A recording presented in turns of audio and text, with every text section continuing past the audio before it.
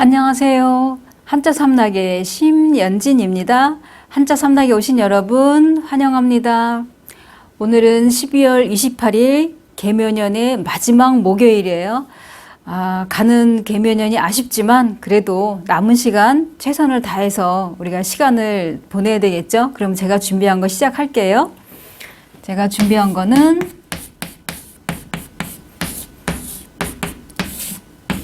수레여. 이 수레여가 들어가는 거 보면은 여론, 대동여지도, 그 고산자 김정호가 이게 그렸죠, 지도. 그다음에 상여, 여망.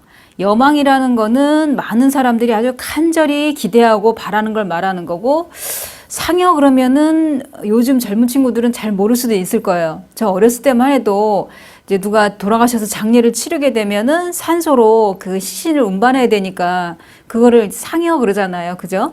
이 수레여를 설명해 드리자면 이거는 이 수레하고 그 다음에 나머지 글자는 어떻게 생긴 거냐면 이렇게 생겼어요. 이건 자전에도 있어요. 이 한자는 뭐냐면 마주 들다, 마주 들여. 이 수레하고 마주 들여. 이 두 개가 결합된 게 수레여자예요.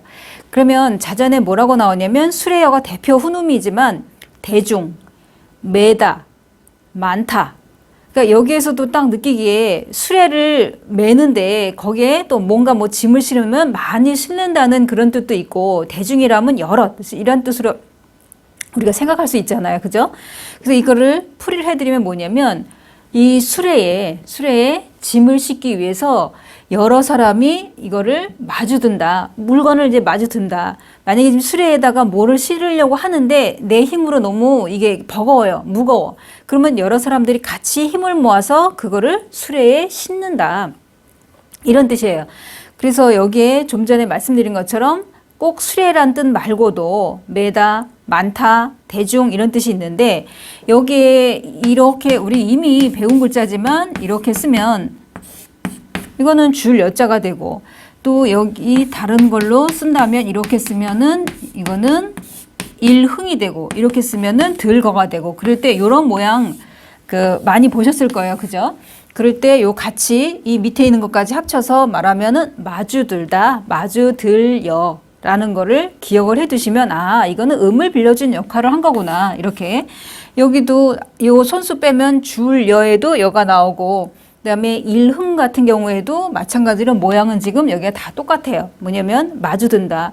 그러니까 나 혼자 내 힘으로 자수성가하는 것도 있지만 여러 사람의 어떤 도움으로 내가 일어설 수가 있잖아요. 그 일어서다 할 때 일흥 여기도 마주든다는 건 여러 사람의 어떤 힘이 이제 모아진 거를 말하겠죠. 자, 그러면 두 번째로 들어갈게요.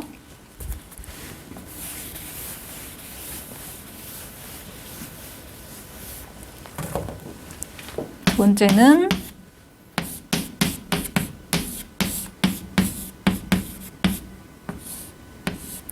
담장. 담이라는 거는 울타리 이걸 말하죠. 그러면 월장 그러면 담을 넘었다 이런 얘기고 장벽. 장벽이란 것도 마찬가지로 이제 담을 말하는데 뭐 언어의 장벽을 느낀다.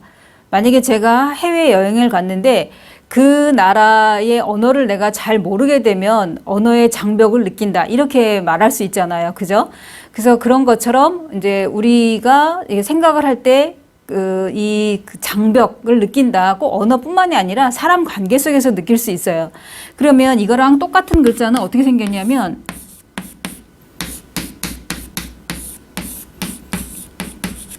이게 원래는 본자예요.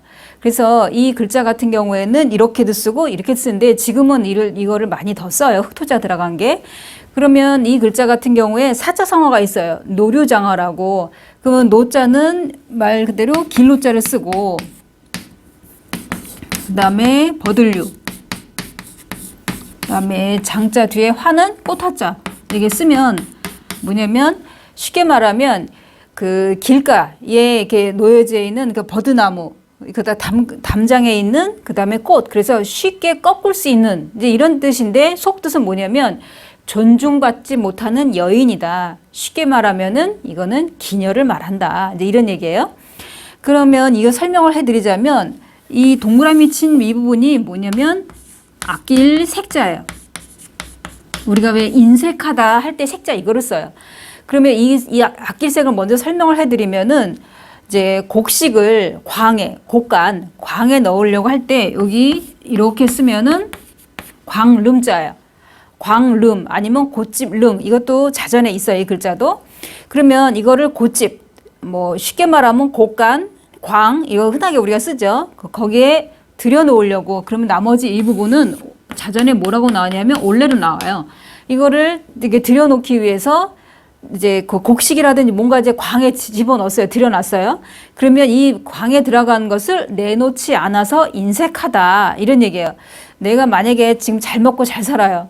근데 이 곡간에 그냥 곡식이 아주 많아. 근데 나는 잘 사는데 내 이웃은 너무 못 살아. 근데 그 사람한테 조금도 도움을 주지 않아요. 그럼 사람들이 저 사람 되게 인색하다. 조선시대 때 정조 때 그 김만덕 할머니 같은 경우에는 자기 돈을 다 들여갖고 이렇게 자기 먹을 거 조금 빼놓고는 다 관가에 이제 보내주면서 이게 불쌍한 사람들을 위해서 나눠주라고 아주 못 산 사람들은 좀 많이 주고 조금 좀 형편이 나은 사람 좀 덜 주고 이런 식으로 이게 그 김만덕 할머니가 사람들 사는 걸 잘 모르니까 관가에서는 알 수 있으니까 그걸 다 맡겼다 그러잖아요. 그런 것처럼 이게 다 이렇게 인색하지 않고 베푸는 사람이 있는가 하면 한번 곡간에 딱 들어가면 나올 줄을 모른다. 그러면 이제 인색하다. 이런 얘기인데 그렇다면 흑토까지 합쳐서 설명을 해드리자면 곡식을 광에 넣고 아끼기 위해서 그 흙으로 이게 담을 쌓는다. 이제 이런 얘기예요. 여기까지 흑토까지 합쳐서 인색하다 할 때 이 색자 아낄 색이랑 결합이 돼갖고 담이란 뜻이니까 담을 쌓아서 여기에 있는 이 집안의 울타리 안에 있는 것이 문 밖으로 안 나간다 이런 얘기 남에게 주지 않는다 쉽게 말하면 이제 그런 얘기죠. 자 그러면 이제 두 번째 글자까지 했고 다음에 세 번째로 들어갈게요.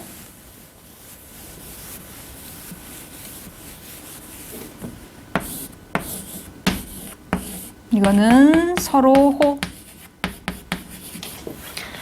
이 서로호라는 거는 이 글자가 들어가는 거 보면은 상호, 호해라는 거는 서로 특별한 혜택을 주고받는다 이런 얘기죠. 아니면 호환, 서로 교환하는 거.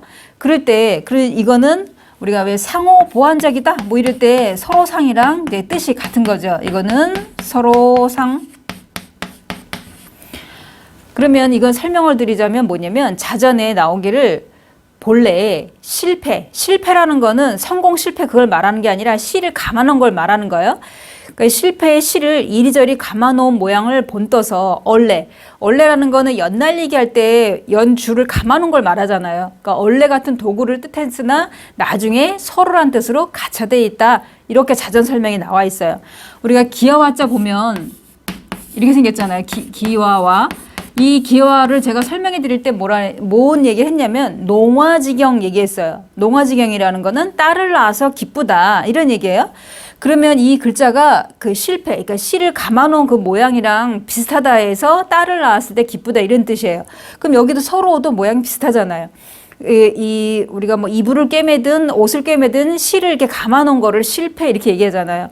그 얼레 같은 경우에도 연 날릴 때 연줄을 길게 하느냐 짧게 하느냐 할 때 그 얼레를 감았다가 풀었다 이렇게 하잖아요.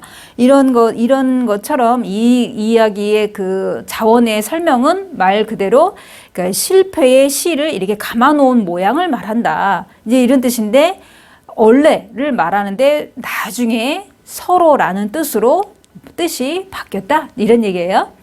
자, 제가 준비한 이 세자 여기서 마치고요. 내일은 또 새로운 글자로 또 찾아뵙겠습니다. 지금까지 한자 삼락의 심연진이었습니다. 안녕히 계세요.